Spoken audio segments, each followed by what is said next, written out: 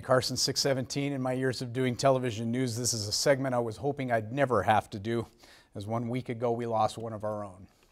This morning we remember our friend and colleague Dennis Carlson. Dennis passed away last Friday at the age of 58 after a heroic battle with pancreatic cancer. We remember him as a dedicated journalist with a passion for storytelling and helping others. Dennis Carlson was born in 1960 in San Francisco and grew up in Central and Northern California. He found Montana in 1983 when he moved to Bozeman to attend a small Bible school in Churchill. For most of his career, he worked in broadcasting.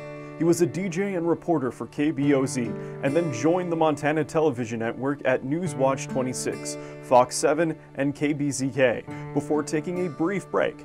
During his hiatus from broadcasting, he would enter public service as an elections clerk for Gallatin County and as a field representative for U.S. Senator Conrad Burns. Dennis returned to MTN in 2011, where he would anchor the KXLF newscast for Butte. Then, in 2014, he moved to Helena to report and anchor. Dennis is survived by his fiancée, Laura Boltz, his 2 children, Matthew and Renee, along with many other family members. Now in the newsroom, Dennis was a fierce competitor, dedicated storyteller, and someone who was always willing to help others. From the courtroom to the fire lines, Dennis is remembered as a journalist who cared deeply about making a better community through sharing those stories of its people, even when that story was his own. Dennis had a passion for some of the most important news beats: cops, courts, and fire. He was tough, but fair. So we hit it off. What I liked about Dennis is he had a professional job to do. He did not let that carry on to where he showed favoritism. And sometimes that was kind of difficult for me because I wanted him to tell my side, but he told what the facts were as he saw them and what he had investigated. He was a regular in Justice of the Peace Mike Swingley's court. Dennis had a great sense of humor. He's one of the true nice people I've ever met. You know, I get to see a lot of people in here, and Dennis immediately struck me as being just a kind and decent, straightforward kind of person. I'm really going to miss having him in here. If a wildfire broke out, Dennis always seemed among the first in the newsroom to know about it. He was a reporter that firefighters trusted to stay safe and convey accurate and timely information to the community. He would get his story. He got the story about our training camp and what was going on.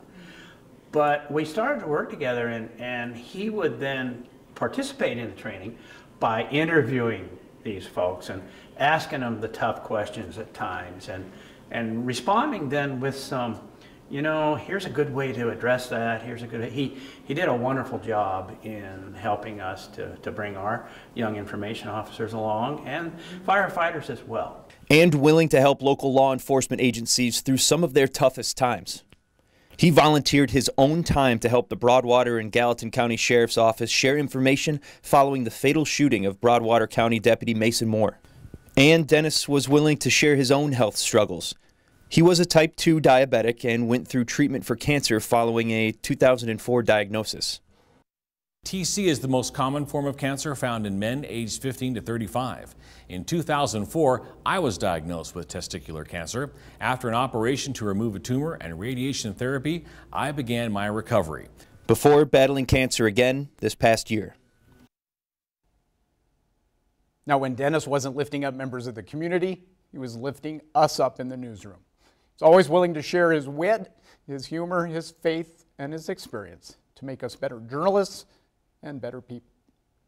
I think he'd like to be remembered as a man who worked very hard for people to be able to trust.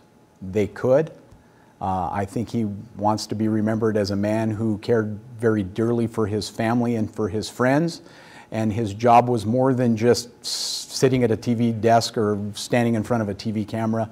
The work he did, I know he wanted to make sure that it made a difference in the community as well. And Dennis Carlson did make a difference in our community. You know, I think he'd like to be remembered as a faithful man, as a person who did his job to the best of his ability. One of the things that's on my kitchen table is a leather-bound daily devotional that he got from me, My Utmost for His Highest. And I suspect that that's what he'd like to be remembered as a faithful man. And there were just so many times in the newsroom where he would put aside his work to make sure that everyone else was okay and that they were getting the things that they needed and that they felt okay and they were ready for deadline, even when his deadline was before mine. That's the type of person that Dennis was, just somebody so special to all of us who were lucky enough to know him. How right you are. The celebration of life is planned for Dennis for Saturday, 23rd. That's tomorrow. Bozeman Grace Bible Church, 1 o'clock in the afternoon. A reception will follow in the fellowship hall from all of us here at KBZK KXLF. Rest in peace, old friend.